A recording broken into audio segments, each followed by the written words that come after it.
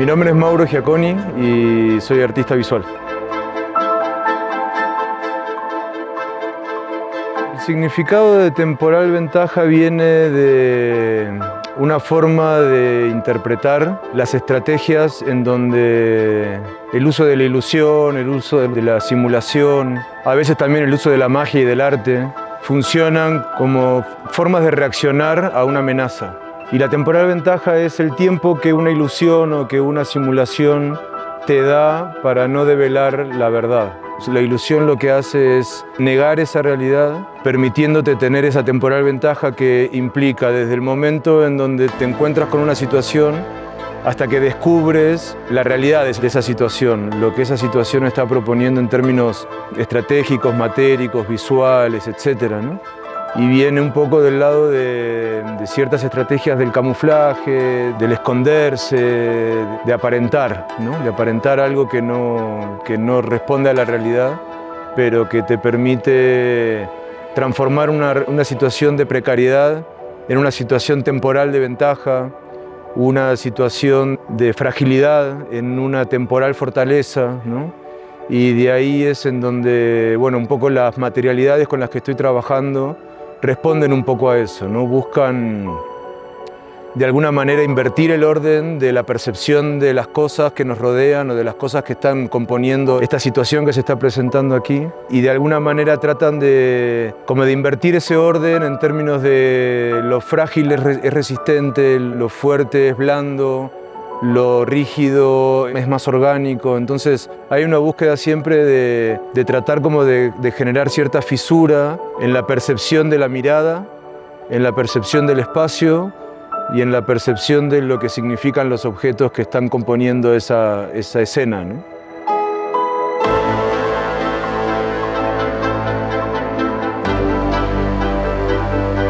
La idea de situar un barco en este espacio responde a varios intereses. El barco aparece en la investigación que estoy trabajando o en la búsqueda en la que estoy explorando hace ya unos años con una de las estrategias de camuflaje que se llama los Dazzleboat, que un poco buscan la estrategia no de la mímesis del camuflaje, sino de la espectacularidad, ¿no? De fingir cierta vehemencia o cierta confusión visual desde lo espectacular para confundir la mirada, para confundir la direccionalidad, para confundir la materialidad del objeto. Y de alguna manera tanto la arquitectura del lugar, específicamente del espacio de arte abierto que tiene como este techo medio como de hangar, medio de fábrica, me invitó a empezar a pensar en un objeto que habitara ese espacio también como otro espacio, ¿no? No solamente como un objeto escultórico, sino también como poder infiltrar de alguna manera un espacio dentro del espacio. El tamaño, las dimensiones del objeto un poco también están tratando de reaccionar o de generar un contraste con la monumentalidad y con la monstruosidad de espacios como los centros comerciales, ¿no? Entonces hay algo de la estrategia de escala que responde un poco a esa idea de confrontar con estos espacios también, ¿no? Y la idea del barco, la idea del medio de transporte, la idea de temporalidad que sugieren esas territorialidades que no tienen un anclaje territorial específico, son cosas que me vienen como metafóricamente y poéticamente importando o interesando, y bueno, me parecía que era como una buena oportunidad para explorarlo, ¿no? Hay una idea como de astillero, ¿no? Como de algo en proceso, o en proceso de reparación, o en proceso de fabricación, no dejando de ser un barco de papel, ¿no? Y no dejando de intentar, que quizás es un gesto ambicioso, pero hay como un intento de que la idea del barco de papel responda a una lógica de ternura, ¿no? Que se está como un poco ocultando de alguna manera en la textura que se está generando con esta simulación del material, ¿no? Que es papel teñido con grafito y es casi un dibujo escultórico habitable, ¿no? Entonces, bueno, la idea del barco responde a muchos intereses que creo que se van como combinando y van armando un poco el entramado, ¿no?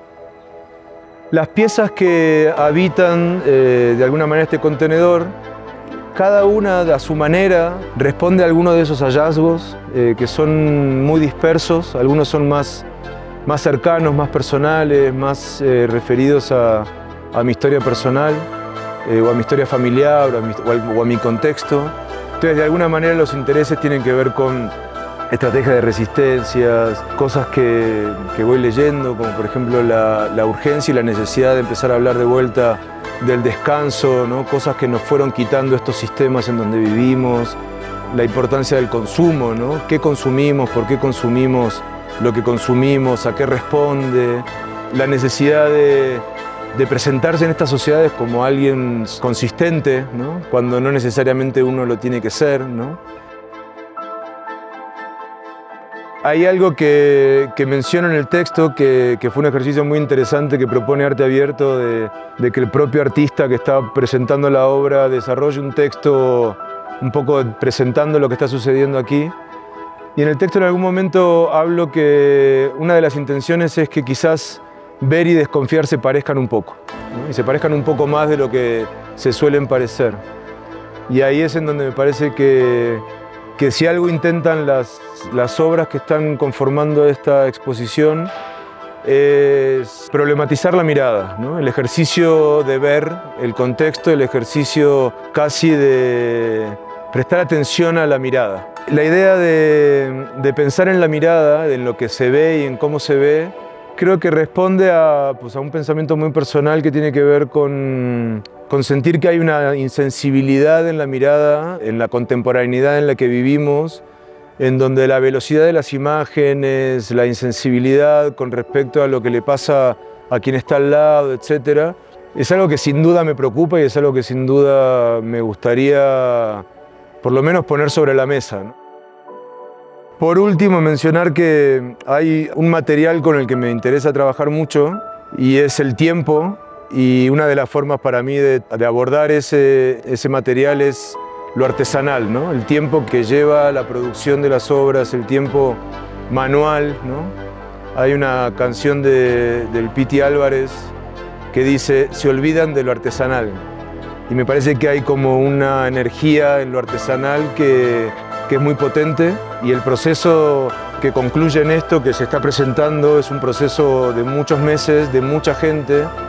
Fue un equipo de más de 20 personas que estuvo trabajando, ¿no? Entonces esta idea del apoyo mutuo también en los procesos creativos son muy importantes porque cargan un poco los procesos de humanidad y de cariño, ¿no?